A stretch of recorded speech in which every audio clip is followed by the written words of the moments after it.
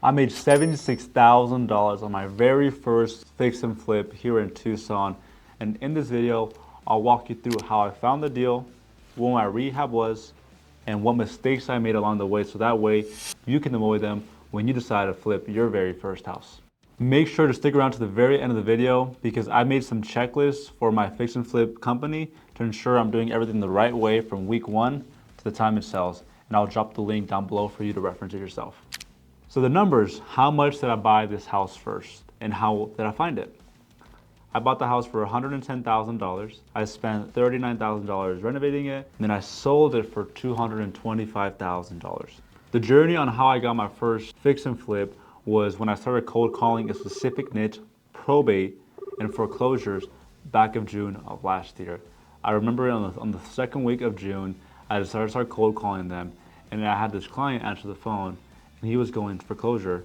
And what I decided to do is I got him on the phone, and the very next day I booked the appointment, and that same day we went under contract. Because I know if someone's going through a foreclosure or someone's inherited a property that needs a lot of work, there's like a large demand. There's like a big need for them to get out of that house to be able to pay all their debts, be able to move to another house, be able to just like relieve all the stress that comes along with owning a house that needs a lot of work and maintenance. So it was just as simple as cold calling that list. Cold calling and say, hey, we'll say John, say who you are, say why you're calling about the house, and see if they were interested in making an offer. So for your instance, if you want to flip your first house, I recommend calling a foreclosure list, probate list, taxing list, to seeing if they are interested in selling the property. I made many mistakes, but the first mistake I made was I failed to prepare, so I planned to fail. I had no checklist made out. So that means I was making all my decisions as far as like what color I was gonna pick for the cabinets, the countertops, the paint, the light fixtures, the exterior, the interior. I was doing all that on the fly. And as you can probably assume, if you're doing everything on the fly, there's gonna be a lot of mistakes involved. And you'll probably overpay for a lot of things because you have to do everything so abruptly. Versus if I would have prepared the right way, you'll avoid all that, you'll be on budget and on time, and the house will come out the way you want it because you're not just reacting to what people are needing from you. So now the way you do it now is week 1, when you walk the property with your GC, you give them a template. It's saying this will be the color of the interior, this will be the light fixtures we'll be using, and you have to decide if you want to do carpet or flooring in the bedrooms. I decided to do carpet in the bedrooms because I'm able to save roughly like $1,000 to $1,500 on just doing that. And then also you want to specify if you're going to be doing tile in the bathroom and what kind of tile and what color will the grout will be and all that stuff. So if you do all that, like the first week when you walk the property with the GC, it will help you out so much. And make sure you put everything in writing. Make sure you put everything in writing, the color you're doing. And a lot of the times you can go to the Home Depot app and you can reference like the SKU number, and you can see like I want this light, SKU number 1, 2, 3, 4, 5, whatever it may be. And then you can just give them the SKU numbers for every single section or part of the house that you want done. And this helps you out so much because now the contractor isn't calling you every single day saying, hey, Andres, what I need here, here. Is they can reference back to that list you gave them in the very first week of the project, and that way you're fully prepared for all the design of the house, the first part of the first week. Versus what I did wrong was they were just calling me off the fly, hey Andres, what color am I doing this? And I would just go to Home Depot real quick, like, oh, pick this one. And I'll just give them the SKU number or just give them the picture, which is so sloppy. You do not want to do like that. Because imagine at that time if I had like 10 projects, how messy I would have been. And a lot of the times, I feel like the reason why God may have slowed me down from buying so many flips was because of how messy I was and how unprepared I was going into that first fix and flip. So, boil it down is just be prepared before you buy your house, before you buy any fix and flip.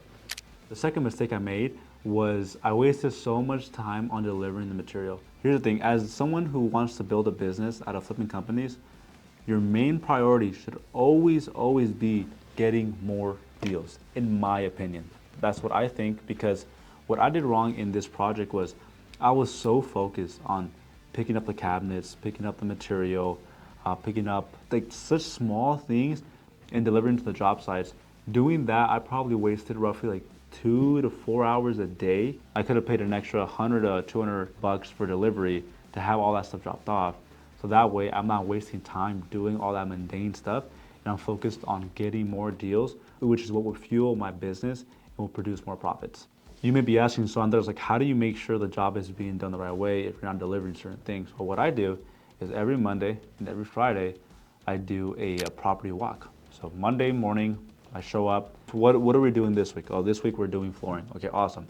And then I do another walkthrough Friday because every GC that I hire, I pay them all Friday. So I have to go over there before I give them the money. I need to make sure they completed the work. But also, what I do is I call the GCs every now and then. Like if I'm going to an appointment on a Wednesday, I'll just call them like, hey, we'll say, John, how's the property coming along? Is there any red flags you should be aware of? I just communicate and then stay in constant communication with the GC, so that way they know I'm on top of it. And if anything does pop up, I can get on it right away. The third mistake I made was not doing the pre-buying checklist. There's a checklist you do when you buy the property and you want to lay out everything you'll be doing with the contractor for the property, but there's also a huge checklist before you buy it. And this is, I think this is more important than the checklist when you're doing with the GC, because you want to make sure you're buying the right deal the right way. So what are some things you should check for before buying the deal? You want to make sure it's an HOA, it's in a flood zone. Is it sewer or is it septic? And if it is septic, have they certified the septic, and does the septic need repairs? Because a lot of this time you can walk into a house and you can see, oh, this needs work here, this needs work here, but you can't see if the septic needs work. Make sure they're certifying that septic to make sure there's no repairs to be done. Is it city water or is it a water well? If it's a well, how many people are on the well? Does that well can that well go FHA or VA or conventional loans when you were selling on the open market? Very important, because if you have a well that has 10 people and it's not managed by a company, then the chances of when you sell a property on the open market to FHA buyer, it will not be able to go FHA because of the guidelines that FHA requires for wells. It's super important before you buy that. And how's the road? Is there a road maintenance agreement being laid out? Make sure you put insurance. I've had mentors in the past who forgot to put insurance on our properties, and there was a storm and it burnt down and they had no insurance. They lost hundreds of thousands of dollars on that one deal for failure to put insurance.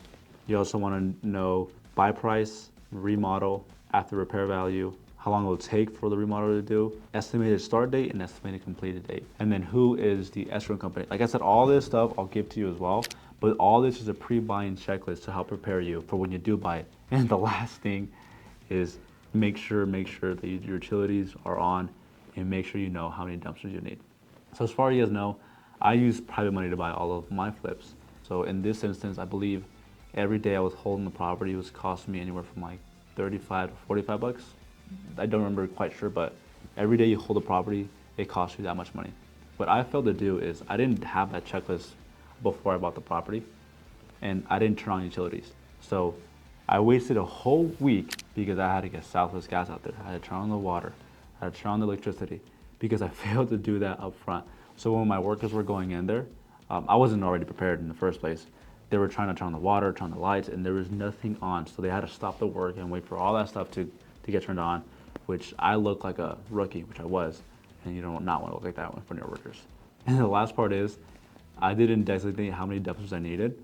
The dumpster company that I used wasn't able to go to the following week, but they needed to throw stuff out, the GCs. So what I had to do was I had to call another dumpster company who was the same price, but a way smaller dumpster, and I had to pay twice for them. So I think just for failing to prepare, I wasted time on holding costs, and I also spent like probably an extra $2,000 on dumpsters because I didn't do it the right way up front. So make sure you prepare before you buy it as well. The last but not least, most important mistake I made, and if you're getting value out of this video, guys, go ahead and drop a comment of what you learned so far. And then don't forget that I'll be dropping a link to all the checklists I have for all the information and all the things I do right now moving forward for my flips. The fourth mistake that is huge you do not want to do when flipping houses, and you do not want to skip on the major inspections. When you buy a house, the first week that I didn't do a deep thorough inspection on the sewer, on the water lines, on the roof, on the HVAC, on the electrical. I just said, let's gut it out, let's start renovating it.